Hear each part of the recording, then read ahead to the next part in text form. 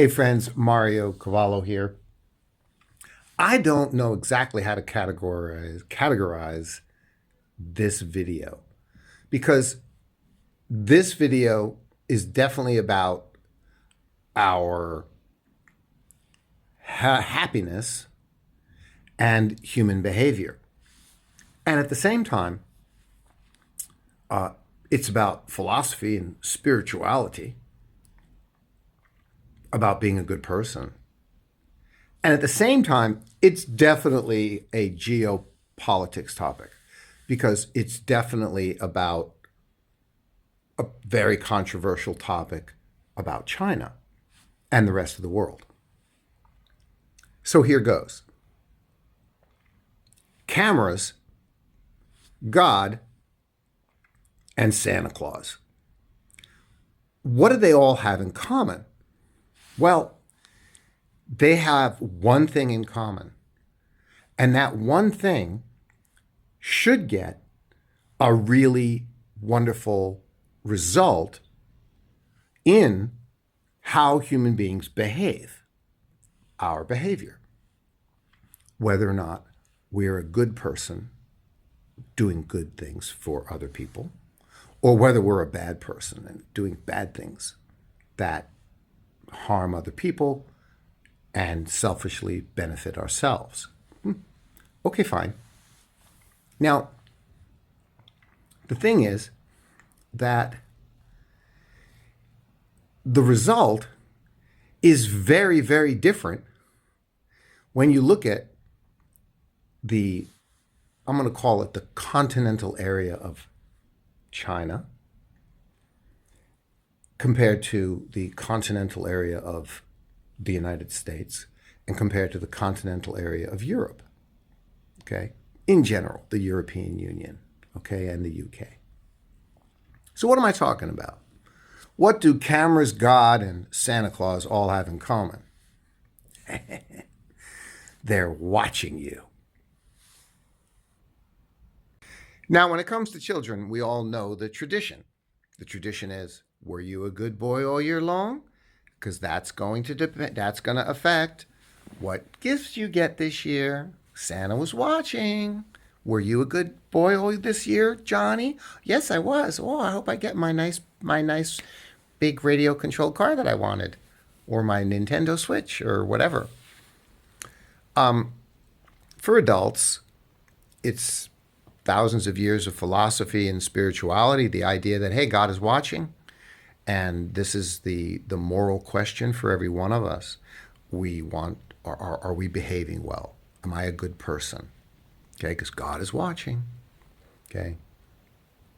And this causes us to find our better side and be the good person that we are, and to resist the temptations that we have to do something that we know we shouldn't do. Number one, perhaps it's something selfish, okay? Or number two, something worse where we actually, behave really badly and really hurt other people. Okay, so Santa's watching all the little kiddies. God's watching all of us. So we need to behave well. Well, guess what? In China and the rest of the world, millions of public cameras are watching you. Now, I've had people make this ridiculous argument in China that because cameras are watching you, about China specifically, as if it's not true in other countries, that because cameras are watching you, you're an oppressed citizenship. You're an oppressed citizenry. That you aren't really behaving nicely because you want to. You're doing it because you know there's cameras watching, and otherwise you would be a thief and you would steal shit and you would be a selfish jerk and do bad things. But because the cameras are watching, you're a bad person, but you're not going to do anything bad. You're not really a good person. You're a bad person. But because the oppressive government is watching you with their cameras, you're paranoid and you won't do anything bad. You want to do bad things and you will do bad things, but the reason you don't, the reason Chinese citizens are so well behaved, it's not because they're good people.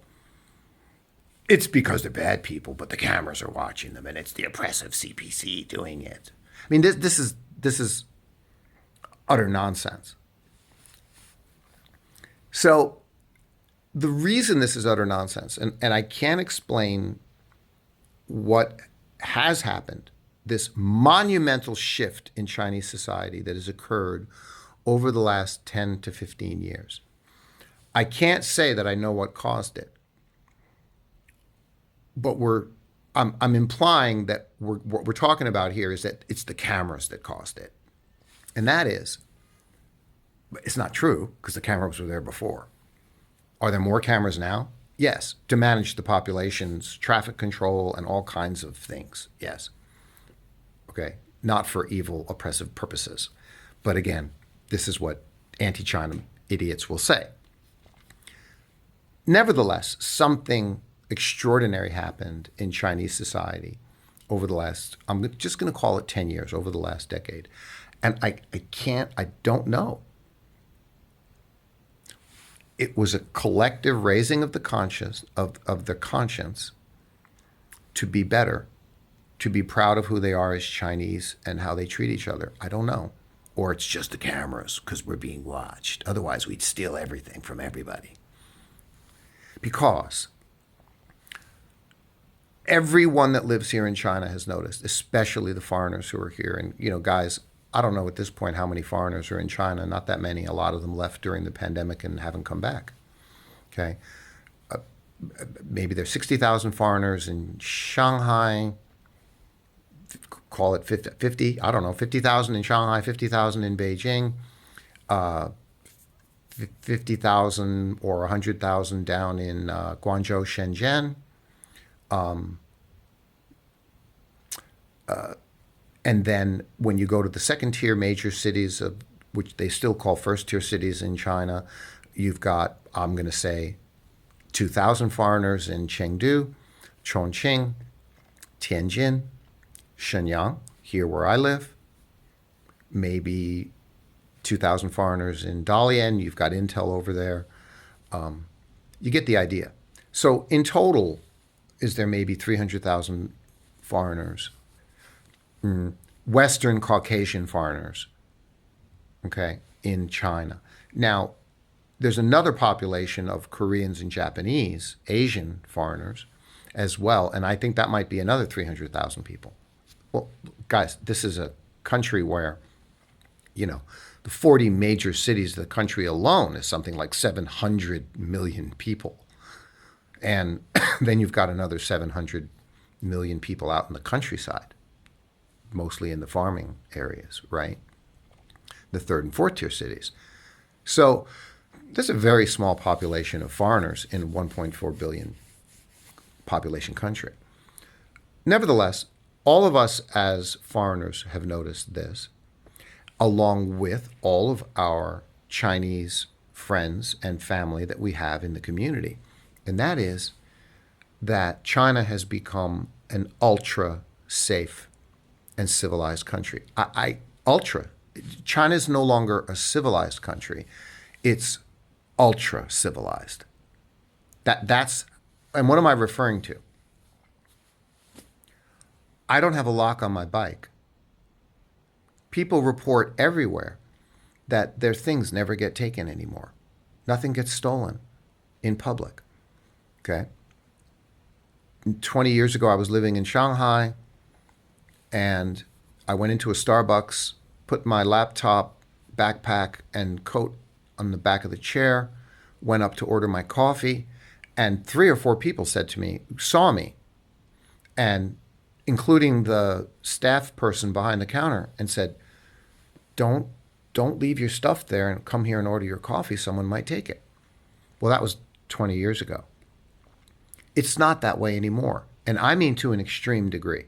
To an extreme degree. 20 years ago, people all knew, be careful when you're going to budding, rising, developing Shenzhen.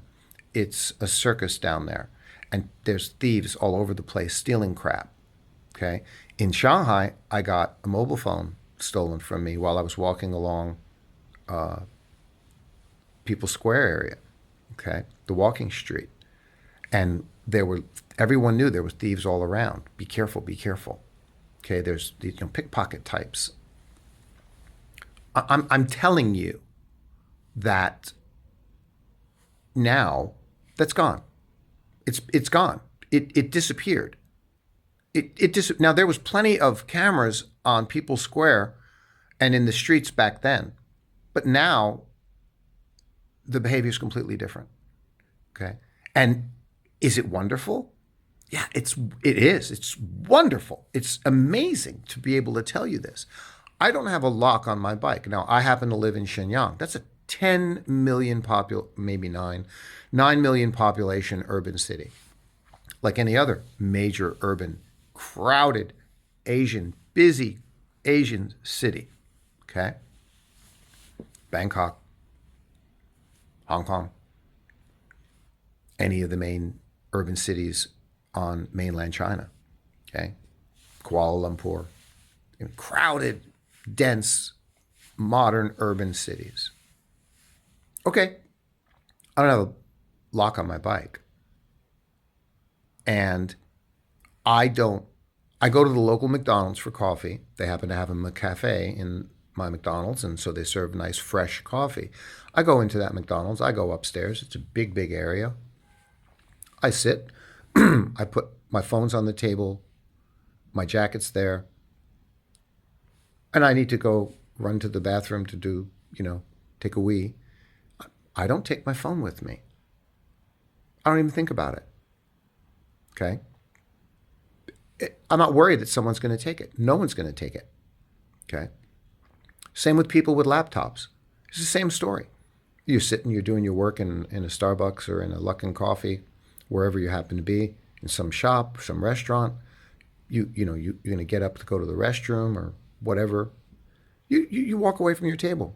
You're not paranoid about someone taking your stuff. No one's going to take your stuff. Okay? This is miraculous to live in a society that's so ultra civilized like this, where people are being honest and good because it's the right thing to do. Don't mess up somebody else's life by taking their phone. And that's the value, because you mess up their life so bad by stealing their stuff. You turn their life upside down for a week, and you know that. Don't do that to somebody else. It's not worth it. Okay? And that's the kind of collective moral conscience that's risen up here in China to this extreme degree, all over the country, every urban city, including Shenzhen, which was the worst, amongst the worst. Okay? Now, I have to think about, is it because of the cameras? By the way, this is the time in the video for me to introduce the other point. You do understand, in the West, in the UK especially, I think, and in the United States, there are also millions of cameras everywhere. Millions. Okay? And then if you're going to blame the cameras for why everyone behaves well, why is that not true in the United States? And why is that not true in the UK and other European countries, where the thievery is still absolutely top of mind, that you would never, in the United States, leave your bike unlocked. You would never leave your laptop or your phone or your pad or whatever it is, or your clothes or your backpack at a table or anywhere in public out of your sight, from your legitimate paranoia that it would likely get stolen. Okay? So why is that not happening in those societies with all your cameras? It's a really good question. Now I have my theory. At first, for a while, having cameras everywhere, you The camera, here's my theory. The camera, the constant reminder of the camera acts like the constant reminder of God and Santa Claus in your conscience, to where you think about it and think about it and think about it. And the constant presence of your sense that God is watching or Santa Claus is watching or the camera is watching. And over time, as you ponder that as a person, it moves you toward becoming the good person that you know you should be. And now you're no longer being a good person because Santa Claus is watching, or because God is watching, or because the camera's watching. You yourself finally just become that good person. Because you know it's the right thing to do, to not take the guy's bike. Collectively, everyone finally gets to that point where, okay, why all these Chinese people are behaving well? Okay, that's because the cameras are watching. No, it's because the conversation, the collective conversation amongst people is, we're supposed to do the right thing. And as an individual on their moral journey, you get to the point, and then you're in a community where everyone else is getting to the point where they go, I'm just supposed to be a good person. I'm not supposed to steal people's shit. It doesn't have to do with the cameras anymore. So the cameras acted like God. The cameras acted like Santa Claus. They acted like that constant reminder that finally brought you on your moral and spiritual journey to where God, they say, where God wants you to end up, which is that place where you're just supposed to act like Buddha. You're supposed to act like Jesus. Behave and live your life the way Jesus taught us. As a guru, I'm not trying to get you to become a Christian. That's you're on your journey, whether you want to do that or not, or a Buddhist. But their teachings were how to live a good life, how to be a good person. And the cameras acted in that same way. Isn't that fascinating? And it's the only conclusion that I can come to. Okay? I'm not behaving well because I know there's a camera watching me.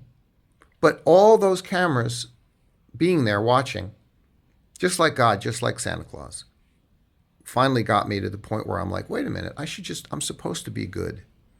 I live in a society, I live in a community, I'm not supposed to do bad things.